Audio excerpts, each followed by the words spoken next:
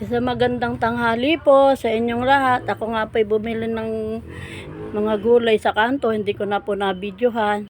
Mga gulay po na aking ibubulang lang. Bumili nga po ako ng 2 pirasong tilapia at ihahalo ko nga po.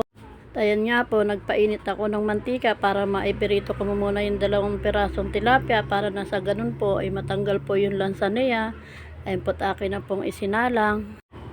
Napakahirap po maglinis ng tilapia. Ayan po, habang nagpipirito po ako, tamang hiwa-hiwa ko na po yung patula.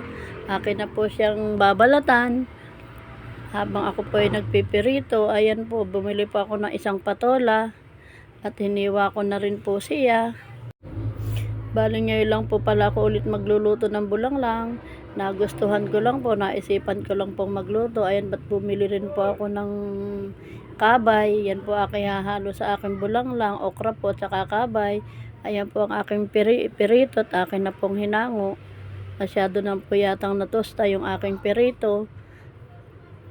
Kaya po hinango ko na, muntik pang masunog.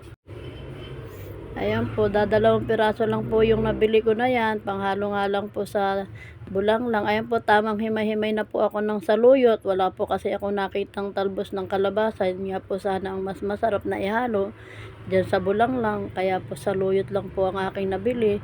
Kaya po hinimay-himay ko na nga po. Mas masarap po talaga. Masarap din naman po talaga yan. Ayan po, naghiwa na po ako ng sibuyas. Bali 1 pirasong sibuyas lang po yung aking binili at panghalo nga lang po sa bulanglang. 1 sibuyas po at saka po 1 kamatis po ang aking binili.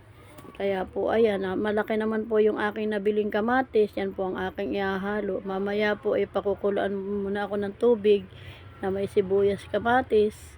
O, ayan po, nahiwa ko na po yung kamatis. Bali mamaya po ay ang ilalagay ko na lang po dyan ay magic sarap. Hindi po ako naglalagay ng betchin pagka po bulang lang ang aking niluluto. Kaya po magic sarap lang po ang aking ilalagay dyan mamaya pagka po naisalang ko na. Ayan po, nagpakulo na po ako ng tubig. Inilagay ko na po pala yung sibuyas tsaka kamatis. Tsaka isinunod ko na rin po yung 2 pirasong tilapia. Akin po siyang ipinirito. Saka ko pa ulit tinakpan at mamaya-maya po ay aking babalikan. At ayan na nga po, inilagay ko na rin po yung patola at saka po okra, at saka po yung kabay. Saka po natin ulit pakukuluan. Hintayin po ulit natin kumulo. Ay napakasarap po niyan. Mamaya pagkakaluto po ay kailangan masarap ng kumain. Yung mainit-init, hindi na po kasi yan masarap mamaya pagka po malamig niya. Ayan na nga po, minikos-mikos ko lang po ng dahan-dahan. Napakasarap po niyang tunay. Habang mainit po ay masarap po siyang ulam. At nagad na rin po ako dyan ng asin. Tsaka ko pa na po inilagay yung magic sarap. Ayan po, akin na pong tinakpan. Nakukulong-kulo na po. Napakasarap po nito guys.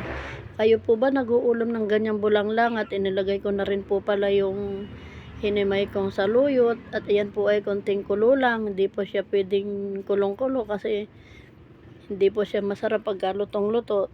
Kailangan po konting kulo lang yung saluyot para hindi naman po siya masyadong malagkit. Kaya ayan guys, tingnan nyo.